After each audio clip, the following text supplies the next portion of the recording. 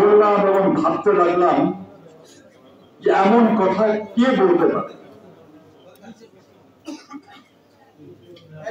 কতটা সাহস, কতটা দৃঢ়তা, কতটা কমিটমেন্ট থাকলে কেউ এরকম একটা কথা বলতে পারে যে রক্তাক্ত বাঘ এবং আহত সিংহের পায়ে শিকল বাঁধানো যায় কিন্তু আমাকে নয়।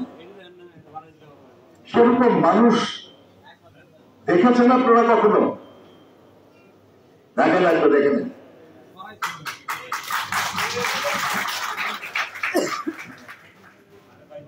রক্তাক্ত হয়েছে, আহত হয়েছে,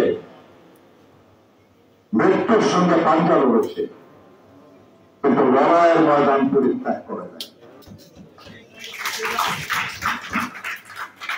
তাদের সাথে লড়াই করেছেন নিজের জন্য না, বা কি ছাত্র নেতা ছিলেন ছাত্রদের জন্য না, শ্রমিকের মানুষের জন্য লড়াই করেছেন। তার জন্য আমি বলেছি শ্রমিক বন্ধু রেজভী আহমেদ।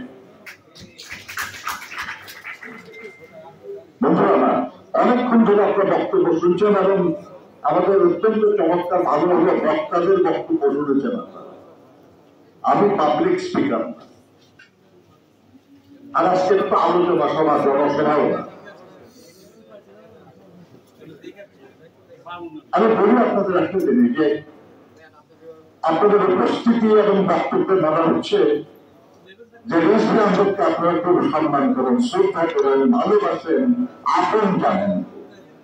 এটা কি ঠিক তো নাকি? একবার নিজের মনের কাছে জিজ্ঞাসা করেন, রেজভী আহমেদের মতো সাহস, দৃঢ়তা, কমিটমেন্ট কি আমাদের সবার মধ্যে আছে? তাহলে কি লাভ হলো এই ভালোবাসা? আমি জানি যে আমরা কেউ রেজভী আহমেদ হতে পারবো না, কিন্তু যদি তাকে তার কর্ম, সেই কারণে যদি আমরা তাকে শ্রদ্ধা করি, তাহলে সে কর্মের অনুশীলন বা অনুসরণ করার চেষ্টা করবো না কেন? আমরা অতটা পারবো না, কিন্তু কিছু তো পারবো নাকি? আপনারা তো অনেকেই এই কবিতাটা শুনেছেন, একসময় এটা ভাব সম্প্রসারণের মতো হতো আর কি। কে লইবে মোর কার্য অহে সন্ধ্যা রবি, শুনিয়া জগৎ রহে নিরুত্তর ছবি। সন্ধ্যা রবি, সূর্য ডুবে যাচ্ছে যখন, সারা দুনিয়া অন্ধকার হয়ে যাবে, তখন সেই সূর্য জিজ্ঞাসা করছে যে আমার কাজ, আমি যে আলো বিতরণ করলাম সারাদিন ধরে, আমার এই কাজটা কে দেবে? সমস্ত দুনিয়া ছবির মতো নিরুত্তর। মাটির প্রদীপ ছিল, সে কহিল স্বামী, আমার যেটুকু সাধ্য করিব দান। একটা মাটির প্রদীপ কতটুকু বাসা আলো, কতদিনই বাসা আলোকিত করতে পারে?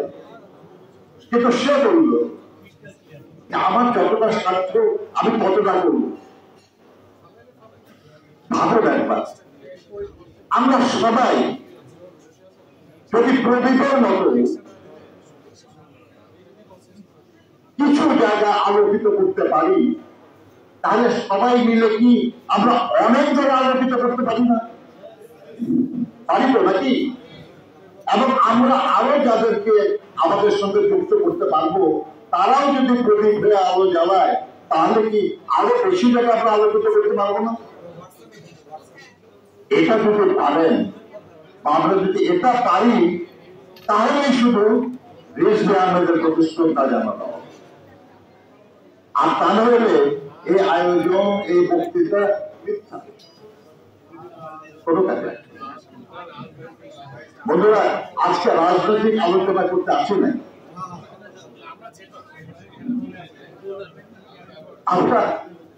আমরা একটা সরকার এখন যারা আছে, আমরাই তো তাদেরকে প্রতিষ্ঠা করেছি নাকি?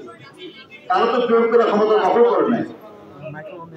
আমরা এই দেশের মানুষরা আন্দোলনের রত যারা ছিলাম, আমরা সবাই মিলে তাদের প্রতিষ্ঠা করি। তাদের কাছে প্রত্যাশা কি আমাদের?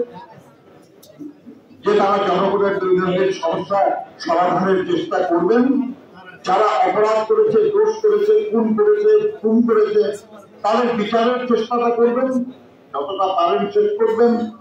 আর যে গণতন্ত্রের জন্য আমরা লড়াই দীর্ঘদিন ধরে করে চলেছি, সে গণতন্ত্র পুনঃপ্রতিষ্ঠার ক্ষেত্রটা প্রস্তুত করে একটা নির্বাচনের আয়োজন করবেন, তাই তো? তাহলে এই প্রতিষ্ঠিত যেসব রাজনৈতিক দলগুলি, তাদের সম্পর্কে কমেন্ট করা, সমালোচনা করার কি দরকার তাদের? তারা কি প্রতিপক্ষ আমাদের? আমরা তো মনে করি না তাদের প্রতিপক্ষ, এবং তারা আমাদের প্রতিপক্ষ হওয়ার যোগ্য না। আমরা রাজনীতি করি, তারা তো রাজনীতি করে না, কাজে তারা আমার প্রতিপক্ষ হবে কেন? আমরা ইলেকশন করবো, তারা কি আমাদের বিরুদ্ধে ইলেকশন করবে? তাহলে প্রতিপক্ষ তো না আমাদের। তাহলে মিশামিশি কেন এসব কথাবার্তা কিছু বলা হয়?